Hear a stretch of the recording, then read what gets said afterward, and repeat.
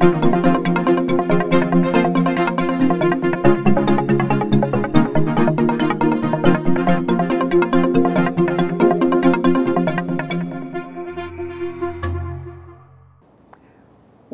to Ignite the Spark. I'd like to introduce myself. I'm Shar Specht-Pakniak. I'm the founder and the CEO of a program called Horizons for Girls. And what we do is we mentor middle school and high school students throughout Sheboygan County. Over the next few months, I'll be talking to various people, guests, that have something to share about mentoring and what that is. And first of all, I guess I'd like to talk a little bit more about mentoring and what is mentoring. And I would like to encourage all of our viewers, my guests, to think about that. What is a mentor? And as I was driving over here, I was thinking about, mentors. I can think about some of the mentors that I had in school, some of the teachers that were helping me.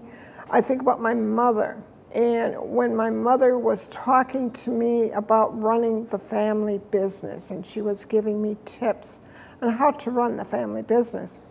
And then my father, God bless him, I was the oldest of 3 girls, no boys. So he would show me how to do electrical work, how to fix plumbing. My parents had a motel, so I was out there elbow to elbow with my father, learning a lot about things that typically maybe a girl didn't learn. But probably the mentors that are most memorable to me are when I was serving as the state president for the Business and Professional Women.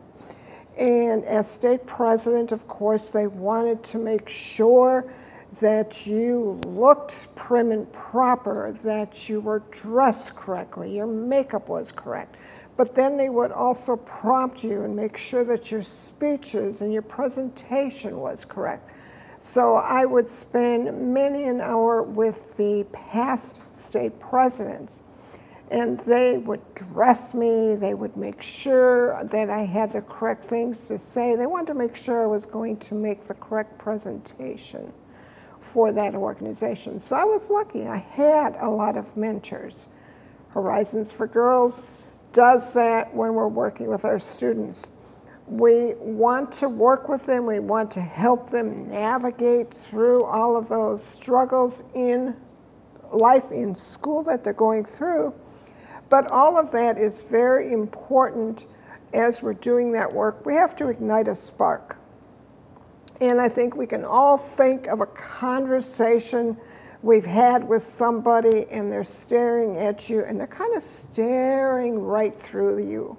They're going, oh, right, whatever. Is this person ever going to shut up? I really don't care what they're saying. And all of a sudden you say something that connects with them. And they look at you and they're engaged, they're excited, they want more information. And that to me is exciting. An example I can quickly give is one of my students, last student in the van, taking them home, and she's in the front seat and she's hitting those buttons on the radio and she's trying to pick out a station. She's saying, you know, I think I would make a good DJ. And I just filed that away. The next day, though, I said, do you really think you'd like to find out some more about what it would be like to be on a radio station? And she looked at me, she goes, oh, I could? I said, you bet.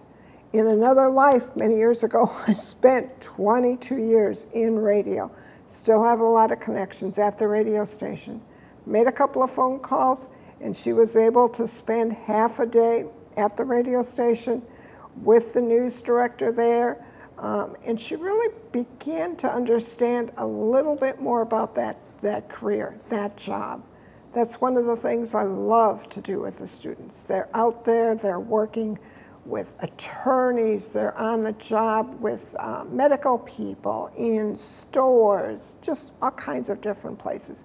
And when you get that student engaged, they get excited, and you've captured them, and you've helped them make some decisions that's going to impact the future that they are working towards. Today I'd like to introduce you to a gentleman I've known for many years, going back to when I was in radio. Yes. And Scott, I'd like you to just introduce yourself. Well, I'm Scott Stangl. I'm president of the Sheboygan Optimists Club. I've been an Optimist member since 1989, so you put the pencil to that. That's so many years I've been involved with Sheboygan Optimist Club. I work at Quality State Oil Company. I'm a wholesale marketing manager there, and I'm also very involved and president of the Sheboygan Athletic Club. So I've got a very deep interest in community service. And Char, like you said, we go back to my days when I was with Q-Mart, and we were working together on some advertising through the radio station. And we both member of First Congregational Church, and you're a former member of the Optimist Club, so we've known each other for many, many years. And you have a very big heart and are very involved in the community, and you really want to make a difference in this community, as does the Optimist Club and all the civic organizations. And our club, the Sheboygan Optimist Club, has been around for 90 years. We just celebrated our 90th anniversary. Wow. And we were one of the first clubs chartered by Optimists International. Today there are nearly 7,000 optimists around the world, and it continues to grow. And one of the arms of Optimists International that very much interests our club are the youth clubs. There's 3 types of youth clubs that fall under the acronym JOY, which stands for Junior Optimist Octagon International. There's 3 types of clubs, one being an Octagon club, a youth club, and a junior club. And I like to group them all together into youth club. It gets kind of confusing with all the different names. But, you know, you were at our meeting recently, and you brought a couple of the girls with you, and you made a very nice presentation about Horizon for Girls. And as president of the club this year, one of my goals was to build a new club. And that's one objective that all Optimist clubs have. Over the years, like I mentioned, 90 years, our club, the Sheboygan Club, built an evening club, built a club in Sheboygan Falls, in Plymouth, and Port Washington, Howard's Grove, Oostburg. And we've had youth clubs in the past, and we are really focused on developing another youth club. So when you were at the meeting, we had the idea, myself and our board of directors, had the idea that you're looking for mentors, and our club, all 38 of us, are very involved in the community, all have very strong ties in the community to their employers, and also are involved in so many other community activities outside of optimism, that we decided what a better fit if we could get together with USHAR and Horizon for Girls to create a youth club for your group, which would then open many doors for you. We, as club members, we're focused on youth, bringing out the best in kids. That's what optimists do. And we saw an opportunity that we could just take our message forward to your girls who are the middle school and high school age, who can then take the bringing out the best in kids message, maybe to even younger kids or to their peers or other youth of the community. And that's our objective, is to, the more optimists we have, the more activity as optimists we have, the more kids we can reach, and the stronger we can make the community. Because I'm a firm believer that if you keep the kids active in positive activities, like community service and school activities and extracurricular activities and jobs and things that are really positive, they'll stay out of the trouble that we see with a lot of youth. You know, I've always believed that you can show me one bad kid, but I can show you 10 really, really good kids. And I think that's an important thing that we all have to remember. Sometimes those bad kids get all the publicity and all the talk, But man, there's so many kids that are doing so many great things in this community. And as Optimists and our club, we want to help. We want to help your organization. Well, and I keep thinking the one project that always comes to mind that I know you guys for is the back to school project that you do. Yeah. Now you've been doing that for a long time. It's been a long time. I mean, it's been probably close to 20 years we've been doing that. And it started out very, very small. And last year we serviced 1,700 kids. Wow. In August we have a school supply giveaway, where we go out and we fundraise for all the school supplies for kids K4 all the way through 12th grade.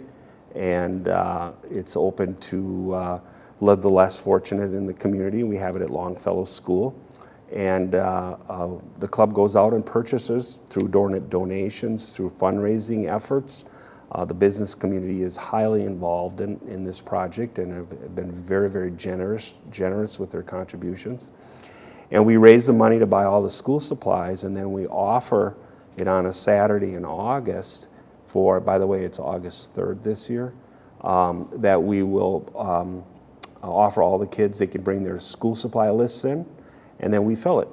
Crayons, pencils, pens, notebooks, glue, rulers, markers, backpacks, you name it. And we've expanded it the last couple of years, where our club has hosted Bess the Book Bus, which is a lady who cashed in her 401k and bought this bus. Oh. And she travels all over the country promoting literacy. And with our relationship with Mead Library, the Optimist Club, we've been able to bring Bess in. And she's, in fact, she was just here a couple of weeks ago, and she passes out books to all the little kids who come and visit her bus. And it's just to promote literacy. And with her help, she's been able to donate 1,700 books for kids at Back to School Basics. So we not only give them the school supplies, but they also walk away with a grade level book for to promote literacy. So that's a wonderful program, and the Horizon for Girls, we can see that the girls can kind of spin off the projects we as a club do, the adult club, and look at ways that the Horizon group can reach out to the community and become mentors themselves. What's to say they can't be mentors of even younger children? And I think that's all important. Yeah, well, and I know a couple of times I've brought some of my students to Back to School, and they've helped with that project, and they've enjoyed that a lot. Mm-hmm. And I know one of the projects we have a lot of fun with is every Christmas we go out to Rocky Knoll, mm-hmm. and we deliver. Last year we delivered 72 dozen Christmas cookies. Wow. We went room to room and delivered Christmas cookies, and the girls love it. When they do that kind of service project, they get outside of themselves. They stop thinking about all of the issues, all of the problems that they personally have, mm-hmm. and they decide to help somebody else, and that makes a huge difference. They really like that. So I'm excited about this because to me, optimism is so important in these young ladies that we work with because mm-hmm. of mm-hmm. where they come from. They've got so many issues going on that if we can help them get that positive outlook, when a student says, well, I could never do that, mm-hmm. my mm-hmm. answer is, why not? Right, exactly. Let's go for it. Mm-hmm. Let's try it. Mm-hmm. One of the young ladies who you met that was with me, she decided she might want to be an attorney. I've had her shadow a couple of different attorneys. She's loved it. I think it was last year when the Wisconsin Supreme Court justices were here for a day, and they had a luncheon at Blue Harbor. And so I called Judge Angela and I said, could I bring one of my students? And she said, sure. And that student absolutely loved that. Now she's done that. She's shadowed to 3 different attorneys, and she really is starting to focus on her future instead of all of the risky behaviors. She's really saying, Right. I can do it. I can be whatever I want to be, and that's exciting. Mm-hmm. Yeah.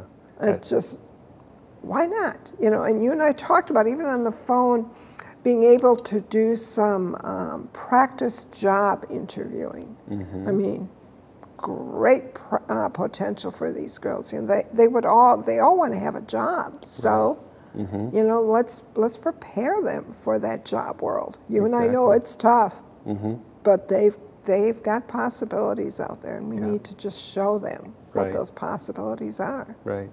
Yeah. You talk about ignite the spark, and there is something in every one of them. You just need to find what that one mm-hmm. thing is that excites them. Like you mentioned before, the gal you took over to the radio station. Well, she had an interest in the radio and she brought it forward. And you've created an environment with your girls where they're very comfortable with you and their mentors, that they can share those personal thoughts. So then all of a sudden you can see where that spark is. You'll discover that, and then you can build on it, just like you did with the radio station. And as from our club's standpoint, that's what we want to get out of kids. That's what we want to bring to kids, is the opportunities to show them that there's so many positive things out there that they can do, and that we're there to help. And we work every day to get that message out to the community. But what better way to do it is by taking a group like yours that's looking for direction, looking for some mentoring, looking for some help to create a better life for themselves, and work with people who are successful in the community every day, and take what they see. Because a lot of mentoring, I believe, is a lot of leading by example. And when they are associated with people who are successful, who are growing, who are looking for ways to not only improve themselves, but the people around them, they will then grasp onto that, and they'll have a very positive role model in the mentors and the club members who would be involved in a project like we're talking about. It's a really it's very exciting to us as a club. Yeah, I think it's a win-win for both sides. Obviously, the students, and I think your Optimist members are also going to really feel energized by what they're doing as mentors and working with the students. Right.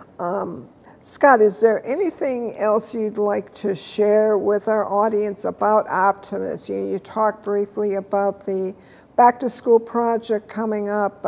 Any other things going on, or something you want to make sure our viewers know about? Well, one thing we've got going on, and in fact, later today, I'm meeting with Joe Curlin, the Parks Director for the City of Sheboygan, and Optimist Park, which was started by the Evening Optimist Club 30 years ago, is due for a renovation.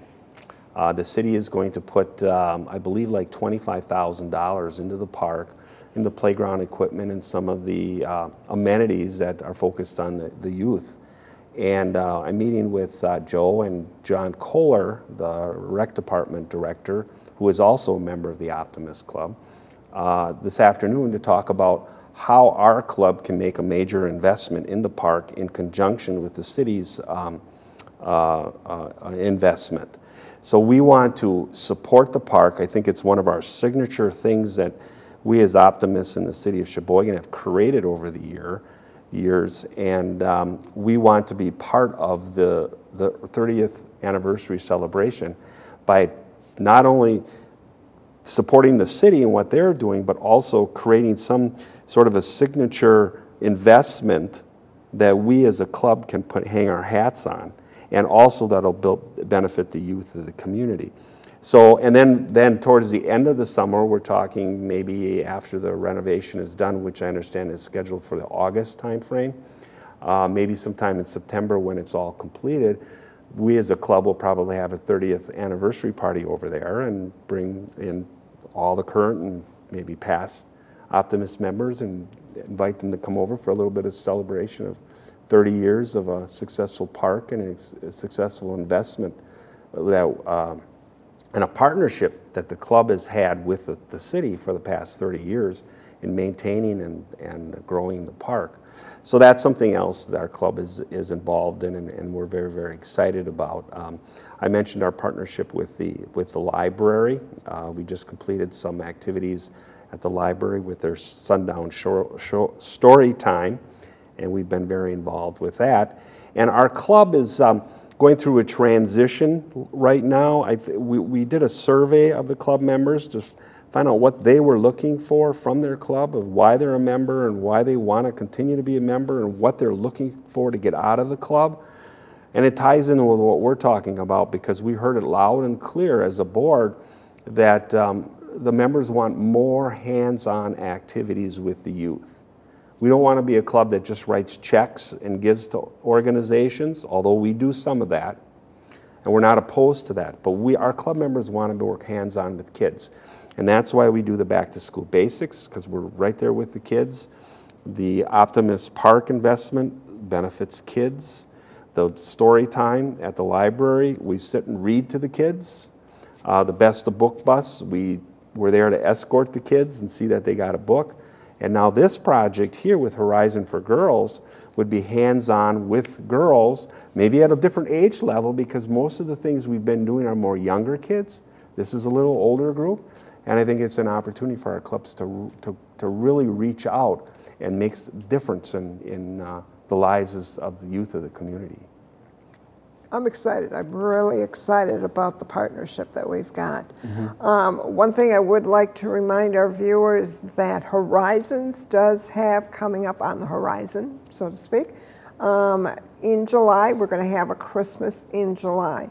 We have a collection of Boyd bears, and we also have a collection of cherished teddies.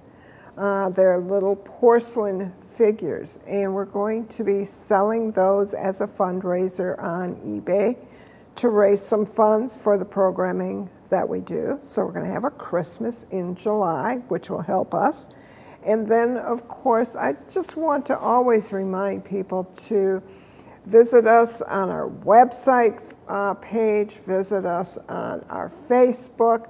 And if you want more information about being a mentor, being a volunteer, doing something with our students, we're always looking for more people. I'm looking for publicity people that might be able to help us.